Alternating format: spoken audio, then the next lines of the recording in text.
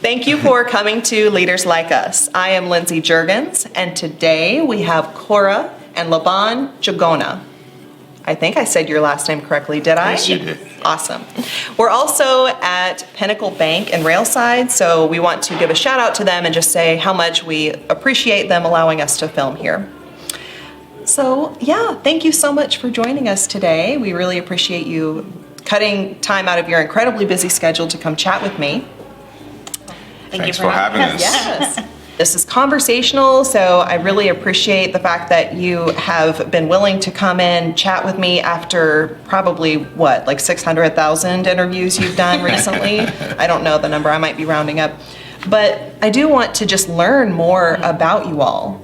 So can you start by sharing a bit about your backgrounds and how did Zabuni come to be? Well, my background is pretty common for people around here. I mean, I was born and raised in Aurora, so just down the road. And so I went to the University of Nebraska, got a teaching degree. And then while I was teaching actually in Omaha is when I met Laban, and we dated and were married. And I think I've been just building this dream with him, so. Yeah, my background is I was born and raised in Kenya. Came to the U.S. for higher learning to go to college, which I did. I've now been in the U.S. for 21 years, going on 21 years. This is my home. Kenya is still home. It's a country of my youth. My parents live there. I have a sibling there, but you know, Central Nebraska is now my home. And it's been really kind and good to me. Giving me a fantastic wife. I have 4 kids, all born here. Yeah. So yeah, this is my community, and I love it, and I've learned to embrace it just like it has embraced me. And yeah, we just want to be an integral part of it. Well, you are.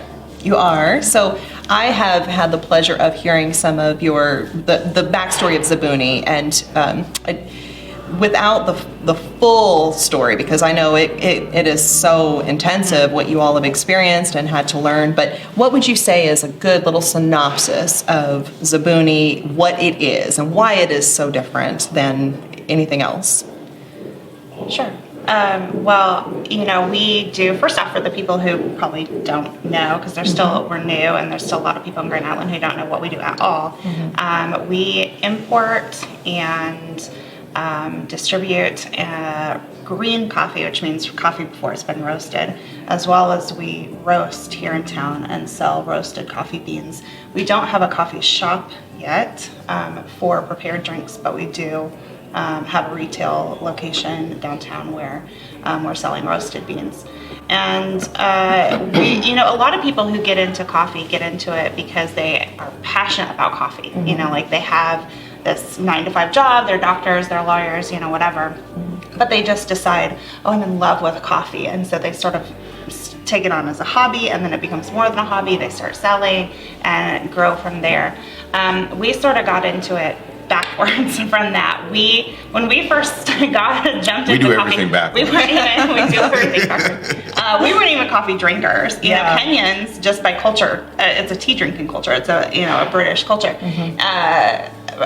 So when we got into it, like, we didn't even drink coffee, but we got into it from the business side because people on the Kenyan side were asking, you know, what can we do about coffee? And maybe Laban wants to explain about that. Yeah, just to add on to what Cora is saying, it was, you know, mainly if you look at the American market and people who get into coffee, if they start a coffee shop, maybe they like the idea of community, they like a space for people to come and gather. For a barista, they like preparing drinks. Right. A roaster, you know, they love curating those coffees and bringing out the best in every bean. For us, it was a love for the people in Kenya, from those marginalized or forgotten communities that work so hard year-round to raise fantastic coffee. You know, family farms, really small, 1 acre, 2 acres, 3 acres, 4 acres. And it's labor intensive. So it was looking at a process that was not serving them, but yet we were getting served well on this end by that same coffee. And it felt like we were getting shortchanged. So we got into it feeling like we needed to do something to make a difference. And that's why we got into coffee, was for the love of those people, those communities, and trying to see if we can make a difference. We can't do it alone. We haven't done it alone. Each and every body is integral to this succeeding. So buying 1 pound of coffee, just sending a message or writing a review about the coffee that you drank and saying that it was fantastic. We only accept certain kind of reviews. Right. Stuff like that. It helps. And not only does it help us, it helps the community. But I think what's really key about what we did was setting up a process that was ethical and was sustainable, and made sure that at least 80% of whatever is paid for the green bean coffee goes back to the farmer. I don't think there's anybody else in the world, literally, that's doing what we're doing from right here in central Nebraska. Cora, I heard you say just recently that running Zabuni can feel like you have 2 more kids. And I know you already have 4 kids. And I believe you about the amount of scheduling and what all you have to coordinate to keep this business up and running. I totally buy into that story. And you're homeschooling these people. So how do you manage it all? Well, most days I drop more plates than I balance. But I don't know, just kind of wake up and rise and grind. But it is difficult because, as an entrepreneur, I don't think, there's so many hats that you have to wear, like, keeping up on the advertising and the relationships, the importing side, the roasting side, selling side. So it is a lot to take on, and that's why it's like having a baby that just never quite grows up. Usually you have a baby and it, wakes you up in the middle of the night for some months, a year, and then you get a break. And this one's like the baby that's taking years to get out of bed and stage. Sure. But and we've been working on it a lot longer than we've actually been open. We started this in, what's it been, 5 years now that we've been doing this? 2017. Yeah. Close. Well, and to that point, the child may not grow up, but the child does change. And Laban, you spoke before about how quickly you needed to make some major changes when COVID hit. So can you talk a little bit about how important it is for a business or organizational leader to be willing to pivot, sometimes on pretty short notice?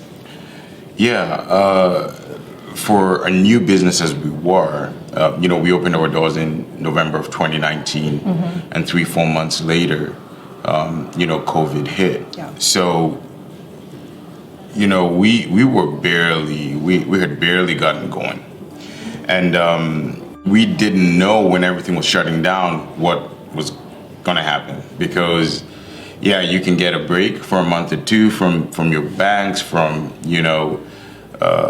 paying certain things, but with no income, literally the business doesn't survive. So we had to figure out, okay, what are we going to do here? Luckily, right before we opened, Cora and I had a pretty good discussion about maybe we think we need to, I came and told her, I think we need to start roasting, because there's too many people in Grand Island asking if they can buy coffee.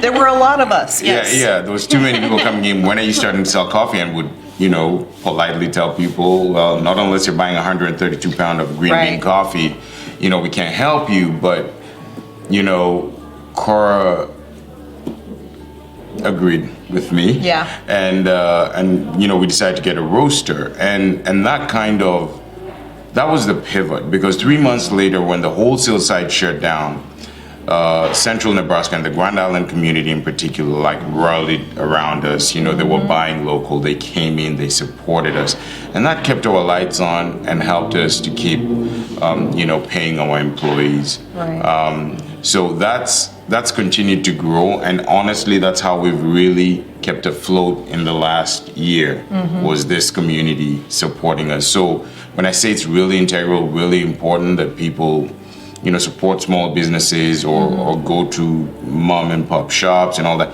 It's really important. Right. I think inadvertently, just because of efficiencies and conveniences, we're closing businesses down in our communities that add a lot of value and give you an opportunity also to add value not only to the community but now even to other communities in other parts of the world. Right. A lot of people, I believe, feel like they want to have a way to participate. They just don't have an avenue to do that in a place like rural Kenya. But by buying that bag of coffee, you are participating in a family's livelihood, in a community's livelihood, and its sustainability. So it's very connected in a very direct way. This is not one of those things that you buy and then I show you a supply chain. It's you buy coffee from Zabuni, that money is going back to the farmer. It's that simple. Right. Because we do control kind of the supply chain right from the farmer or the origin all the way to the consumer here. So there's not a lot of middle people, and that's why we're able to do what we do and give the farmers a better return, because we've kind of occupied that space that had 4, 5, 6, 7 middlemen. It's literally now the farmer, maybe a miller, and then Zabuni, and on to the consumer, which has reduced that supply chain by 60, 70%. Sure. What is it like being a married couple running a business together? And what are some of the individual strengths you all have that come together to make things just right for Zabuni? Well, I think it's a lot like we never stop working because, I think most people, you have a job and you go home and then you deal with your home life. And I know some people take their work home, but when you're married to somebody and you're running a business together, you get this it's 2 a.m. in the morning. Did you remember to call Sarah back? Yeah. It's just so it adds a different dynamic because sometimes you want to be on the clock and you want to be working, but in the middle of your work day you're like Sam has soccer practice or whatever. So it's really just kind of it doesn't feel like there's a home life and a work life. It feels like there's just a life and it's all mixed together. And the kids come with us to work usually once or twice a week that they're there at the office with us. And so they, even they're kind of hanging out and helping out. And so it really is, it's like having another member of your family. Like I said before, it's, there's the 6 of us humans, and then there's Zabuni that's always kind of there in the middle, whether you're home or whether you're at work, and whether it's the kids or, Right. So. For me, I've enjoyed it. Number one, having my life partner and my best friend by my side. Oh. So I've loved that aspect of doing this that way. Would I want to have a little bit more time away from it and figure out how to separate that? Yes, I would. But I think that just comes with the territory of starting a new business. Certainly. That's very different. In COVID times. Sometimes those lines get a little bit blurred. Sure. But I think that's the nature of entrepreneurship, of starting a business. Generally, for me, I think I've enjoyed it way more than Cora. I kind of forced me into this.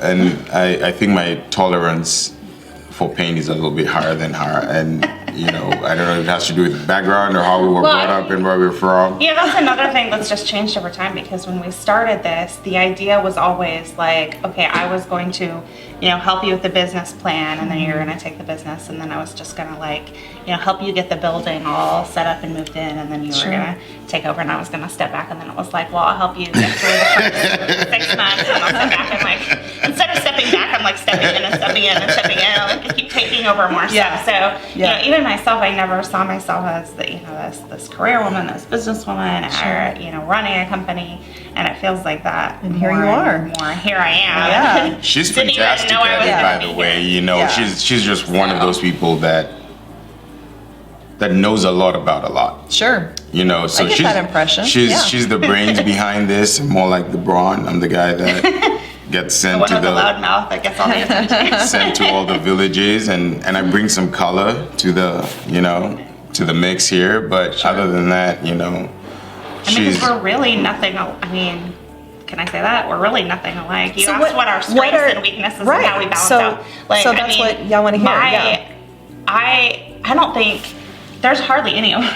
Is there any overlap between us? We're like those puzzle pieces that just like I'm over here and you're over here and we just sort of nestle in together. But I'm the one that's always running forward. She's the one that's always holding me back. Like, no, not that fast. Would you say, tell me if I'm wrong, would you say Cora is more grounded and maybe a little better with the roots piece? I think the thing, well, he is really like a visionary. Like he can just step back and see big picture and do this whole future planning thing and really just see the whole scope of it. And so he's really good at understanding, what needs to happen, what direction we need to move, and then just announcing like, okay, this is the direction we're going to go, and then having zero idea how it's going to happen, and just be like, I don't know what you're going to do, but I want you to do. I want to launch a cold brew line. I want to, start a roastery. I want to got some big ideas. Just make it happen. And I'm like, okay. And I'm the much more like detailed person who has to come in and now create a plan and a schedule and actually figure out the details of how that happens. So, like the kinds of, not really an argument, but a discussion we had the other day is like, okay, I want to start selling vanilla like by the end of the week. So if you could just That's great. go ahead and What, are you busy Friday? he's like, I've got some empty bottles that just came in the mail. So if you could just like put a label on them, that would be great. I'm like, I wish I could say that it was just that easy. Like, sure, let me get on my computer and just make a label. But there's all these like design decisions and content decisions and the writing and I said, I'll work on it. But I'm always one of those. So it's like I just don't It understand. shouldn't take you more than a day to do this. It's a label. Just slap a simple label. But it did take me a whole day basically to. And it always goes that way. Like for me, everything is always late. Yeah. Everything should have happened yesterday. And for Cora, everything has to be perfectly appointed. In the right spot. Right. I have some perfectionistic tendencies. But if you look at a lot of these things, the label and the outlook, this is all Cora. Yeah, they like look designing. fantastic. It's a beautiful can. Yes. The end result tends what to you be. want. Yeah. I'm like, well, that's pretty. But good. you do all seem to complement each other quite well. So, and it seems like you cover a lot of bases with the different personality types. So it makes sense. Cora and Laban, thank you so much. Thank you for bringing your beautiful Zabuni specialty coffee gear along with you. I really appreciate your time today. So thank you so much. Thank you for having us. Absolutely. We'll do more of this. Yes. If you want to do more, let us know. With or without a camera crew, much. we'll drink coffee together. Yeah. Thank you for watching Leaders Like Us. I'm Lindsay Juergens. Have a great afternoon. Thank you.